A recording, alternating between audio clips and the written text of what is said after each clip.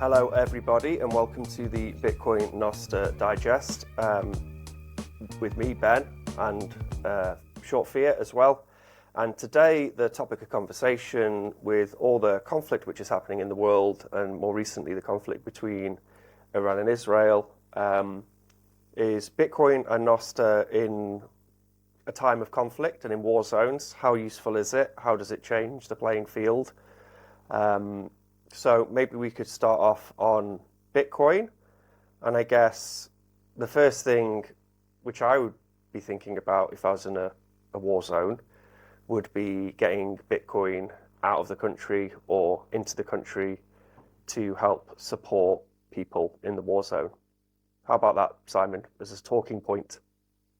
Yeah, I mean, being able to do cross-border transfers with Bitcoin is one of the sort of earliest use cases that was identified. I remember talking to people about Bitcoin back in 2015, and that's what people identified was people that were doing remittance payments back to their own country, and they were avoiding the Western Union 19% charge, I think they were getting back in those days, and they were able to earn money in the UK, transfer it to Bitcoin, and then send the Bitcoin back home to the family where they could transfer it back into local currency.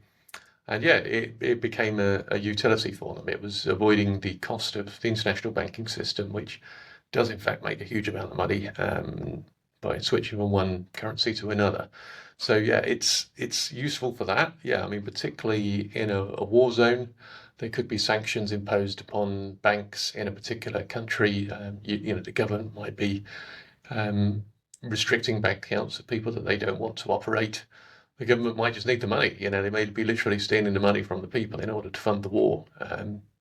That's basically what the British government did before World War One. Although no one really talks about it in those terms, when they went up to gold standard, they effectively stole the gold from the population and used it to fund World War One.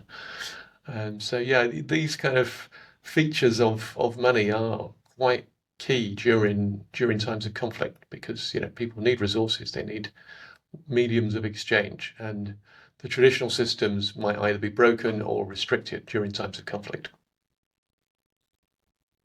Yeah, so it's kind of interesting because it's always this double-edged sword with Bitcoin, because I mean it's completely apolitical, so it really doesn't care who you are as a user, of course.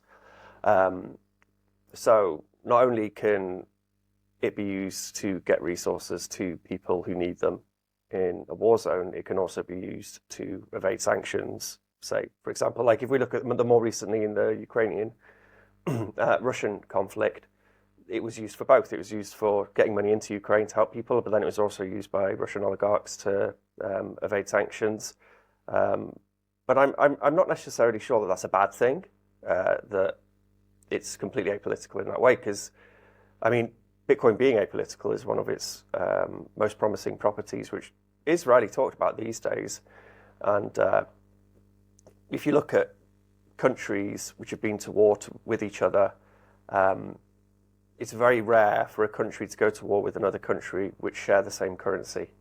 There's a few examples in history. There's like the U.S. Civil War, but it's and like within the eurozone, for example, like since having the euro, countries within the eurozone haven't been to war with each other because, yeah, I think the fear might be that they can't outprint the person you're going to the other country you're going to war with, and print more tanks than them, which seems to be what happens in a larger scale conflict like the First World War. Like you said, is people print tanks and print weapons, and but the apolitical nature of Bitcoin during a war zone, I think it definitely kind of changes the dynamic of having soft currencies or which you're relying upon. Yeah, I mean, I remember when the Ukraine war first got started, and there was a reporter there saying, the local currency is now worth nothing. All that's really valuable is weapons and powdered milk. That was what people needed at the time. So it's quite an extreme scenario. So if you had, the paper local currency, probably people weren't accepting that. If you had money in a bank account, that might have been difficult to use as well when that war broke out. But yeah, it's a fascinating thing. I mean, if you look at Bitcoin as neutral money, it potentially serves very well as a global means of exchange, where we currently have the dollar. That's the default, the world's reserve currency. But that does give huge amounts of power to the American government in that they can delete rows from the ledger. Effectively they're controlling the ledger, which identifies who owns what in terms of dollars. And if they um, don't like a certain group or country, then they can restrict their money. And if they want to create more rows for themselves, then they can do. And of course, they do that called quantitative easing. So it gives them an inordinate amount of power. And every other country in the world that uses the dollar as the default means of exchange are beholden to that one country. And it's always questioned, will the dollar retain its status as world reserve currency? Will it move somewhere else? I mean, would it be the euro? Um, Personally, I wouldn't be that comfortable holding euros. Would it be the Chinese renminbi? No, again, I wouldn't trust that government to to look after anyone's interests. So I think in practice, you'd probably see Bitcoin emerge as the default that every country would be better off using because they wouldn't be beholden to any one country. Because obviously no one can create extra Bitcoin without doing the proof of work, and it can't be deleted. So that's a feature. But yeah, Yeah, what's that? Sorry. I was just thinking a nice example of that is, like post World War II, really the question was how do you avoid conflict? And at the time, it seemed to make sense that the US dollar would become the world reserve currency because 50% of the world's currency was US dollar because most countries have suffered, their economies had suffered terribly during the war. And the only country which really came out on top was the US, which came out incredibly rich off the back of World War II, and they flooded Yes. the markets with the US dollar. But actually, when we talk about Bretton Woods and that new monetary regime and standard which was created during Bretton Woods, the US petrodollar's world reserve currency, we forget that Harry Dexter White's counterpart, British counterpart, who was John Maynard Keynes, he proposed the Bancor, and the idea of the Bancor was it would be an apolitical medium of exchange. It'd be a basket of assets which countries could exchange value with, and by it being apolitical, it would then hopefully promote more peace. John Maynard Keynes was very keen on that idea, and obviously seen what happened with the British pound when the Brits had the world reserve currency, and what we'd done to the world to keep the British pound in power. And he didn't want that to happen for the US, but at that particular point in time, Harry Dexter White was like, well, no, because Europe has dragged us into two world wars, so it's okay, we'll take the reins of power now, and it won't corrupt us, I promise. But I often think, like, what would have happened post World War II if the Bancor had been created, and if at that time Bitcoin had existed, it would very feasibly be one of the options which they would use. So, I mean, I hope for a slow adoption of Bitcoin, a slow and painless adoption of Bitcoin. But if we did have another large-scale war, and after that period, if there was then that decision, okay, well, how are we going to stop that thing from happening again? And what sort of monetary standard can we switch to which will promote peace and prosperity? Then I definitely think Bitcoin would be on the table, and it would have been on the table at that time had it existed. Obviously, they didn't have the technology for that to exist at that time. But Yeah, I mean, it's sorry. no, I was just going to say it's one of those because often within the Bitcoin community, we criticize Keynes and Keynesian economics. We criticize it quite a lot, but the reality was he was in many ways a genius economist, and he predicted the Second World War off the back of the First World War and the reparations, and then proposed this very Bitcoin-sounding idea, the Bancor. Yeah, I mean, I don't know the technical details of the Bancor, but from what I understand, it was based on a basket of commodities, wasn't it? I think that was the idea. So the thing that Lynn Alden identified in her book, The Broken Money, was that gold kind of became redundant as a reserve currency because of the fact that it was physical and it couldn't be transferred across borders with the same speed that digital messages could. So that was the kind of breakthrough that you had there. Was once the telegraph was invented, international trade could happen more quickly and more efficiently based on bank promises, where you had a bank at either end, and they would agree that they would move the ownership of the gold on either side to facilitate international trade.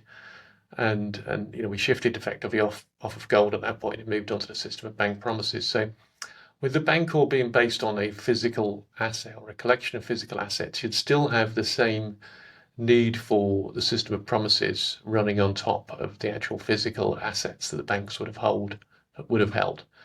What's different with Bitcoin is that it can actually bypass that entire system of bank promises, and you can have settlement of the scarce asset internationally within minutes.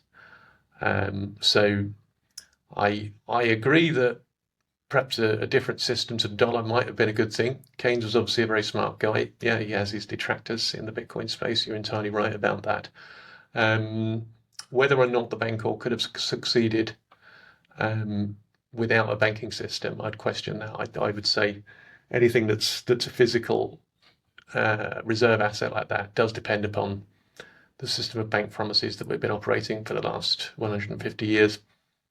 It's I think interesting. I was watching something by sorry, the sorry. Hungarian Prime Minister recently, and he pointed out that Europe for the last 150 years has basically been a war of two tribes. The one tribe is the people that want to keep things the same and have kind of family Christian values, and the other tribe is the progressives that want to create a new society and want to tear everything down and rebuild it back as something good.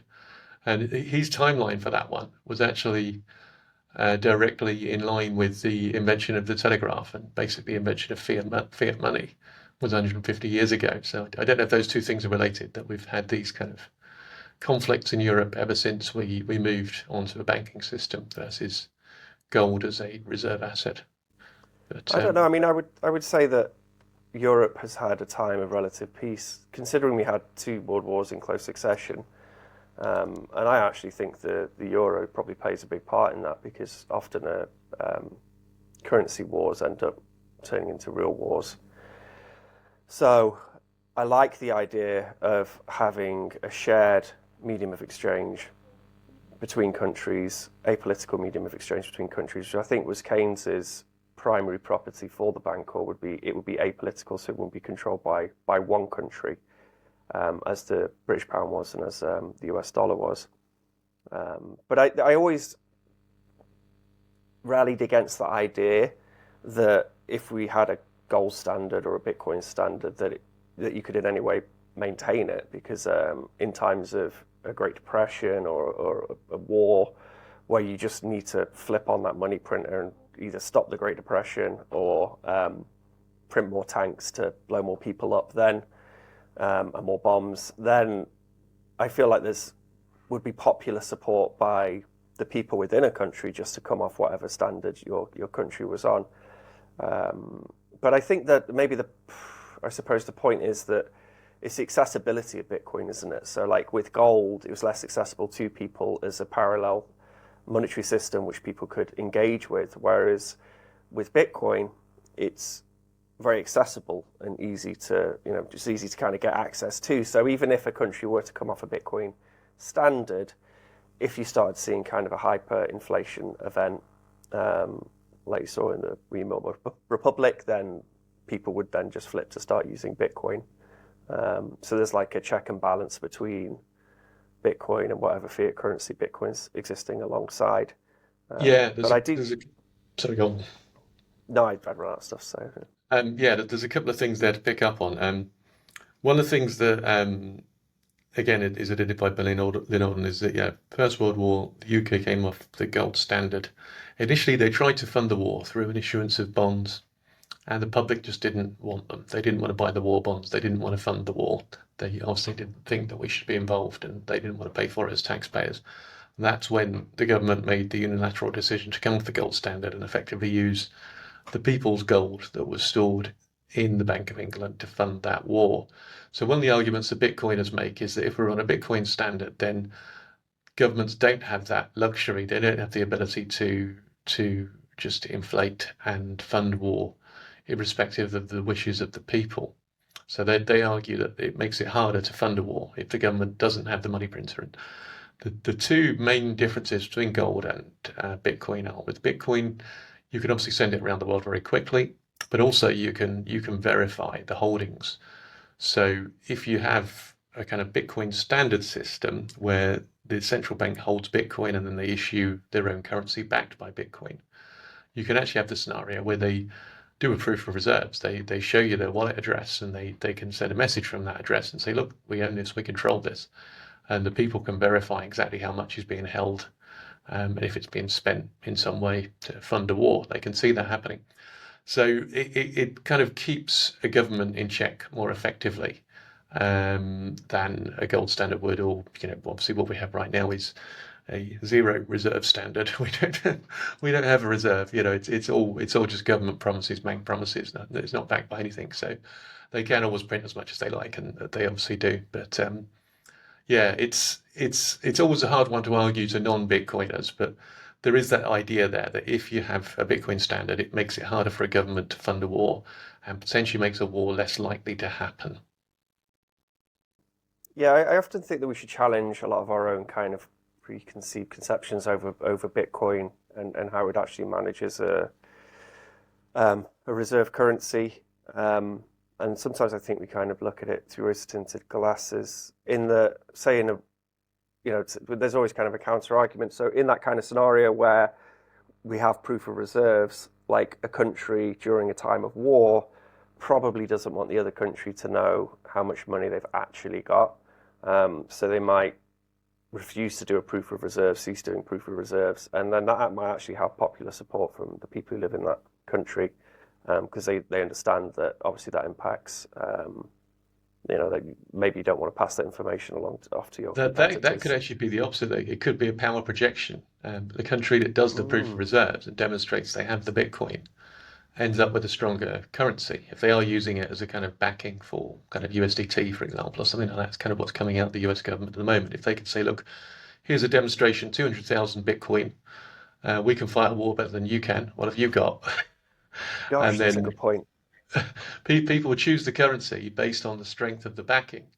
So if China's sitting there saying, "Oh yeah, we've only got 10 Bitcoin," then people are going to try and move out of the Chinese currency and into the US dollar because they believe that America's going to win.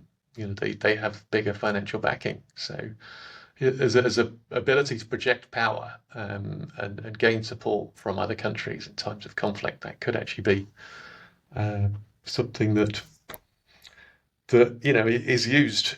Um, they could use the proof of reserves to demonstrate that. But all of this Yeah, is kind of yeah. hypothetical, isn't it, really? I think we're kind of looking at how things could play out with a different monetary system. We know that fiat money hasn't worked very well in terms of since it's been around, there's been a huge amount of conflict in the world. And I agree, yeah, since the euro has been there hasn't been a major conflict in Europe.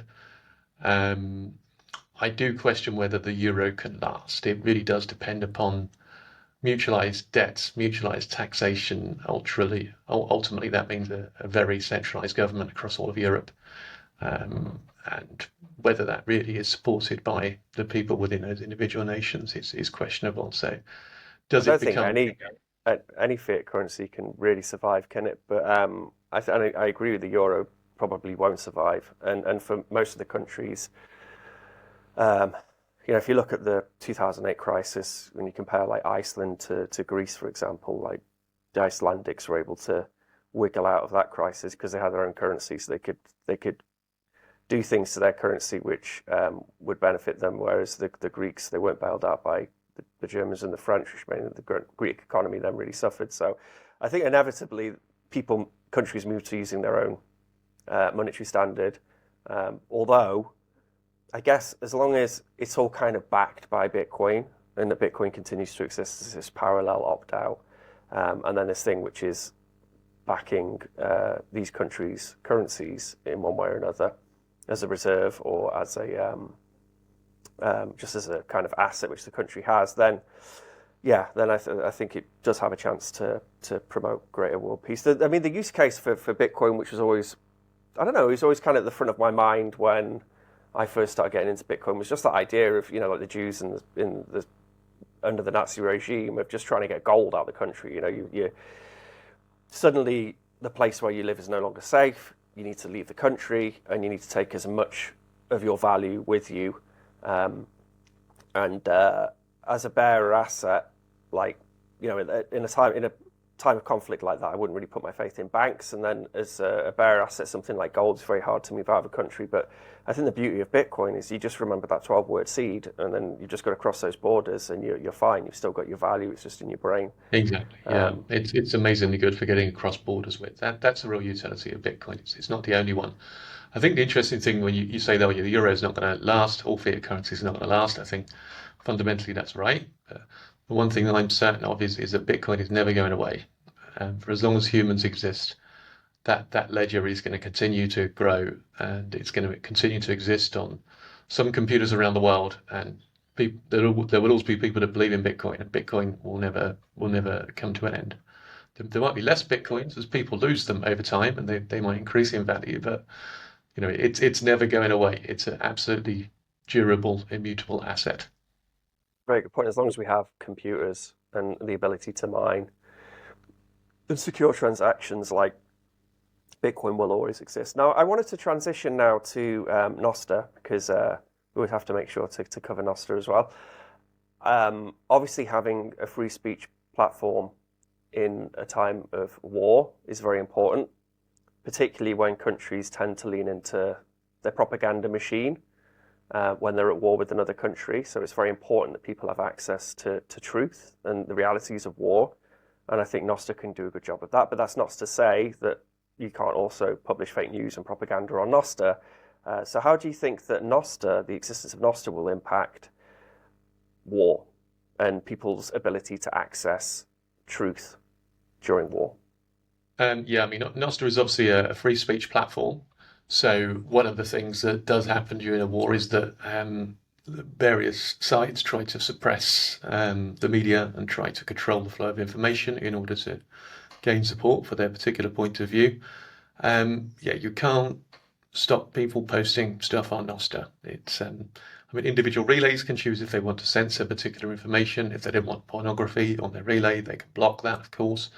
But you can run your own relay. You can connect with other people's relay. You could choose which relay you want to access. You can say pretty much whatever you want. You can do that completely anonymously if you want to. So it is free speech. Yeah, it's in many ways what the internet wanted to be at the beginning, real free speech. And yeah, I mean, some people might view that as being a problem if people are able to distribute fake news or propaganda. But free speech really kind of works on the basis that the cure for bad speech is more speech, not suppression. So if you don't agree with something, the thing to do is to put forward another point of view, not to try to shut up the person that's saying the thing that you don't like. That's And you that's the think idea of about free speech.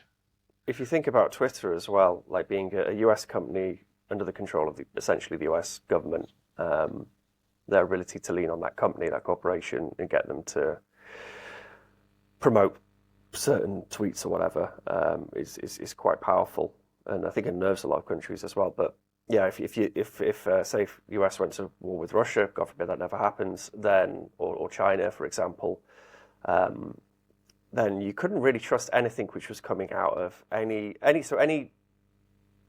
social media platform which people use to access information.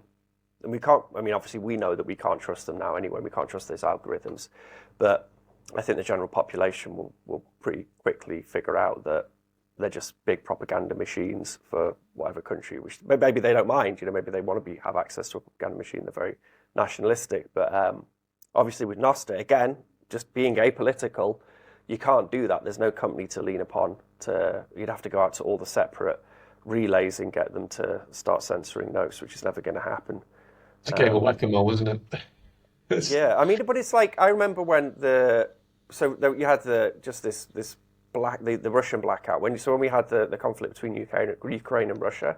Suddenly, you couldn't get access to RT and a bunch of other Russian news sources on the internet, and I really just wanted to know, like, from the Russian perspective, how they thought about the war, and I wanted to kind of just be exposed to some of their news and some of their journalism and then but then you couldn't access a lot of that stuff. So obviously, in order to try and find a balance for you, end up using a VPN.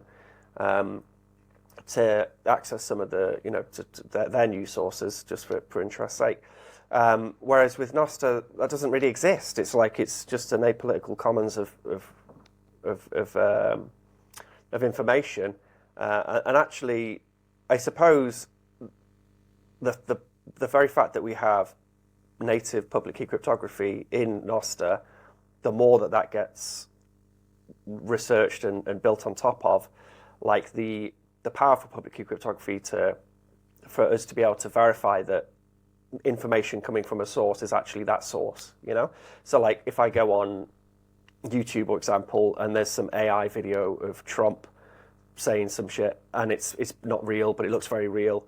Whereas, or there's like I don't know, there's a name of some YouTube channel for the White House and it looks very legitimate, but it's not legitimate and it's just completely fake news. Like with public key cryptography, there's a whole bunch of ways in which we can make it easier to say this is the actual person, you know. I tell Um, you what, Ben, I see a future where anyone that's speaking publicly and on a digital kind of stream will get out their Nostr signer and click something, show the QR code, and we'll all be able to verify it's them through Nostr whilst they're making that presentation. But yeah, I mean, I've got really interesting views. I mean, Twitter, we know it's a centralized service. Elon talks big talk about it being a free speech platform, but of course he is censoring stuff. You know, he is shutting down stuff that he doesn't like. So maybe it's slightly better than it was under Jack, when Jack was quite obviously just bowing to the pressure of the government and the deep state and removing people that they didn't like. It seems like Elon's a bit stronger, but he's just kind of peddling his own story there. And I mean, he was quite clever in terms of buying Twitter and gaining that power, and it does look like he had quite a big influence on the US election. When you compare that with Nostr, to me, it's very much like the comparison between fiat money and Bitcoin, where Twitter is a centralized service. All of your data is owned by a third party on their central server. They can um, shut stuff down. They can delete your posts if they want to. They could even post on your behalf. And for anyone living in the UK, that could be a real problem, because if someone did post on your behalf something that the UK government didn't like, and that seems to cover an increasing range of things these days, then they can put you in prison for it. And they have done. There are people in prison in the UK for things that they've said on Twitter. So yeah, with Nostr, your data is your own. You have your public-private key that gives you ownership of your data. So that's much more like Bitcoin. You can publish whatever you want, just like you can send money to anybody you want. No one could stop you. So there's real parallels there between media and money, centralized, decentralized, whether you own it or whether somebody else owns it. That's the two kind of sides of the coin that we're getting. And you know, Bitcoin obviously an absolute genius innovation that gives power back to the people in terms of how they own their money, how they spend their money, and it's developing. You know, initially people just didn't really know what Bitcoin was, but as it's grown over time, we're becoming more and more clear about the fact that it is money. It is money that gives you real freedom because you don't need permission to use it. And a Nostr is nice obviously ex- more recent. Sorry, Carol. yeah. So I was just going to say a nice example of that. I mean, so the first time I saw value in Bitcoin, a lot of people though, it's for them it's Silk Road. For me, it was WikiLeaks. It was when all the banks, Visa and PayPal, they're all lent on by the US government, and then WikiLeaks couldn't accept donations, and they just switched to using Bitcoin. They're just like, okay, we'll just accept Bitcoin donations. And when people went and bought Bitcoin, and they just sent Bitcoin to WikiLeaks. And for me, I was like, wow. It was like twofold. It was I didn't realize the power of a government to be able to lean on those financial institutions to get them to stop someone from accepting contributions. And then the other thing was obviously learning about the existence of Bitcoin, which could just evade that type of censorship. And I have heard that now, Assange is out. I know Assange's wife is on Nostr, and I do hope that Yeah. I think Julian Assange kind of got his eye on Nostr as a potential free speech platform. And I can't help thinking that perhaps when WikiLeaks was started, when they're publishing cables, that Nostr would have been a very good way of we would have complemented WikiLeaks by publishing cables directly onto Nostr, and then particularly Yeah, by having apps in there as well, like for donations to WikiLeaks.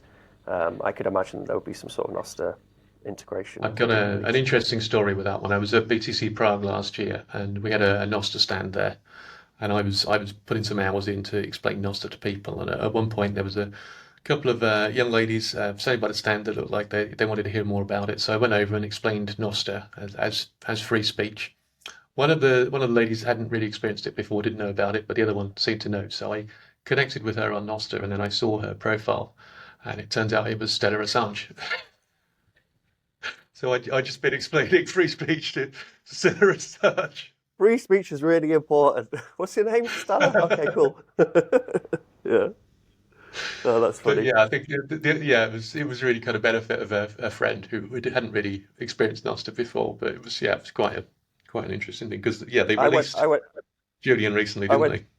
Yeah, I went to that stand in Prague, and I was kind of a dick because like clearly they like roped one of their friends into shilling Nostr, and he came over and started telling me about Nostr, and then he was just doing the whole the whole speech thing, and then he's like, "Do you know about Nostr?" And I was like, "Well, I actually own Nostr.com, and I made the first Nostr Twitter client." And I was just kind of and then as I heard myself saying it, I just thought, "You're such a dick, Ben. You didn't have to do that to this poor lad. Start trying to flex. Don't you Well, know I who don't I have am?" to. You were there at the very beginning. You were an instrumental part of making Nostr happen. So I think you Yeah. should be very proud of what you've created. It's a huge thing for free speech. Well, I mean, and again, like I mean, also BC Prague, like, well done to them for giving, because I don't think they paid for the Nostr space, did they? And it Yeah, was great. It no, was no. right in the center of the sort of was it the industry area with all the companies? They had Yeah, we, Nostr we right had a in the good center spot. of I it. mean, yeah, the multiple projects contributed to the cost of it. I don't think Okay. we might have paid the full cost in terms of what they were charging, maybe like what they would have charged an exchange, that's more commercial. But yeah, we all chipped in for that one, and I think Svetsky kind of did a lot of the organising. Derek Ross was a key part of it as well. But yeah. Hmm. And so you got to meet Stella Assange as well. That's nice, Yeah, even yeah, if it it was, was it was, in embarrassing yeah. circumstances. Yeah, it was good to be there. Not making it this year, too busy on the project, but hoping to get Yeah. there next year. Yeah, same, same. Well, we've hit the 30-minute mark, and some good food for thought for our listeners on Bitcoin being used during time of conflict, Nostr as a free speech platform. Anything else we want to add before we wrap up? I think we've done incredibly well to get through the whole 30 minutes without a technical hitch this time. That's true. We're getting there, slowly but surely. Yeah. All right. Cheers, Simon. Cheers, Ben.